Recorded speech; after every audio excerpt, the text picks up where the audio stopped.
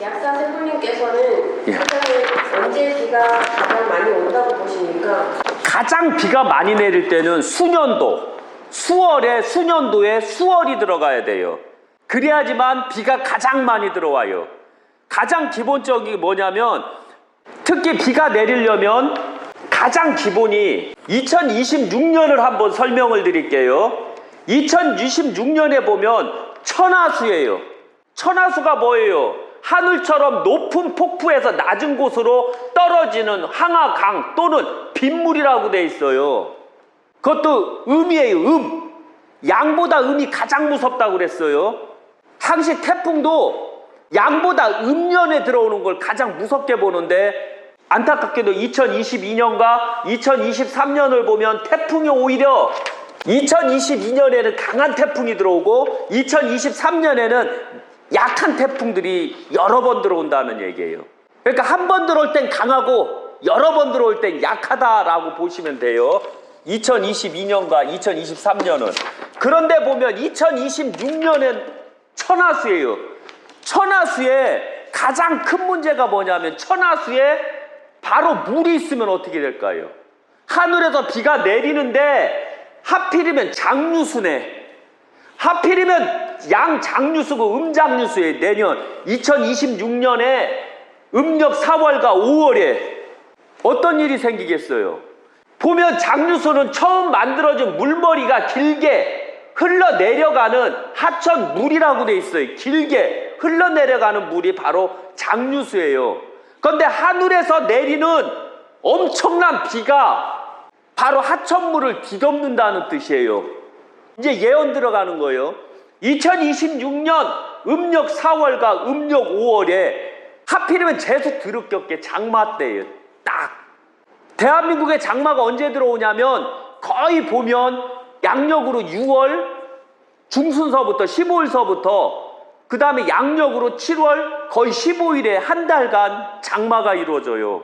양력으로 봤을 때 비가 온다면 바로 5월 달부터 오는 거예요. 그래서 항시 2026년에는 장마 때 장류수가 들어오고 장마 때 사중금이 들어와요.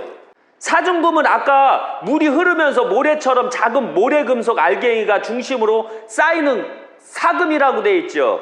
아까 풀이할 때는 엄연히 사금은 메마르다고 했거든요. 제가 2023년에는.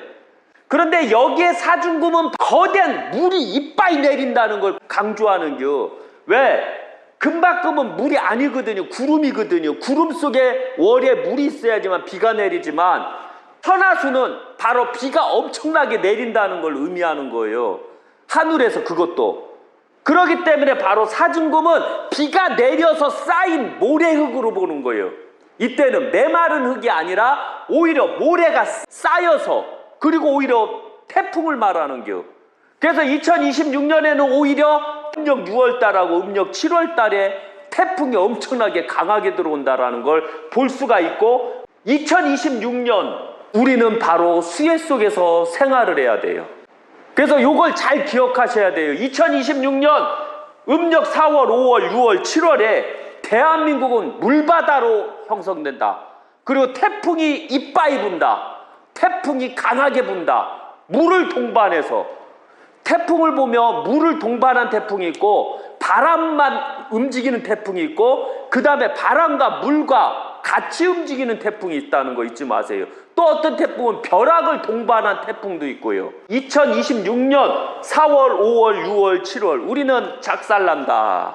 제가 2035년까지 대한민국은 망한다고 그랬어요. 왜? 대한민국 자체 국민들이 바로 도덕성이 없었기 때문에 그런 거예요.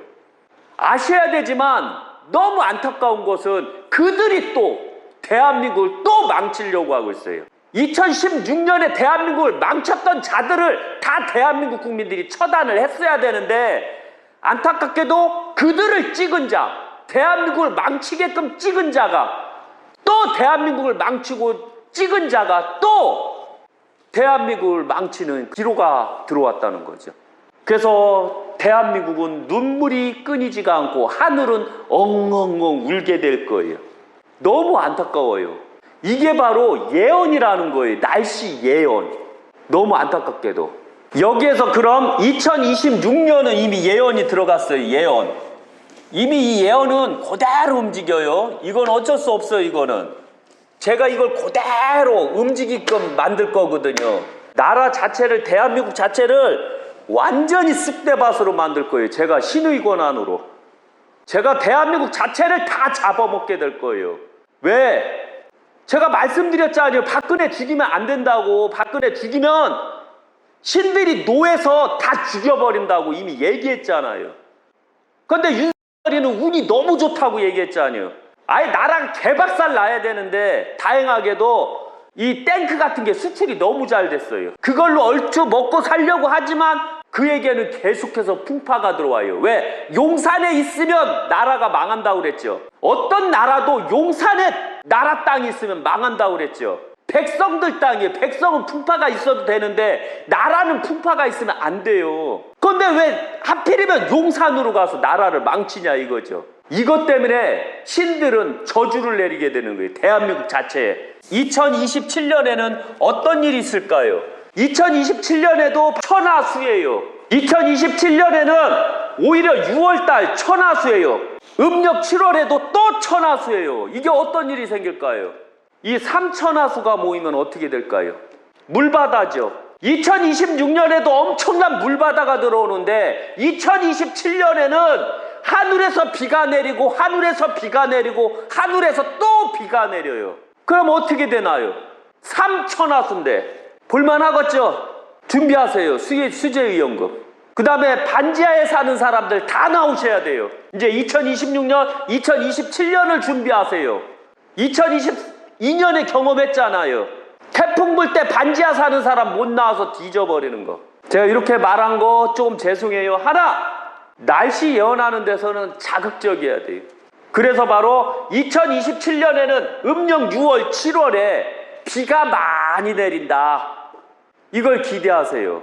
그리고 또 일지에 아무리 3천하수일지라도 장류수가 붙는다던가 하면 오히려 문제가 돼요. 오히려 평지목이나 산화화나 벽상토가 있으면 아무리 3천하수일지라도 그 날은 피할 수가 있어요. 그러나 재수 드럽게 또 금박금에 또 장류수가 들어오면 또 망하고 또 일지에 바로 6월, 7월에 또 천하수가 들어오면 작살 나는겨. 이거 너무 끔찍해서 어떻게 산대요? 완전 게임 끝이요. 그래서 항시 아셔야 되지만 이게 얼마나 무서운 날씨 예언인가를 이제 보시면 되는 거예요.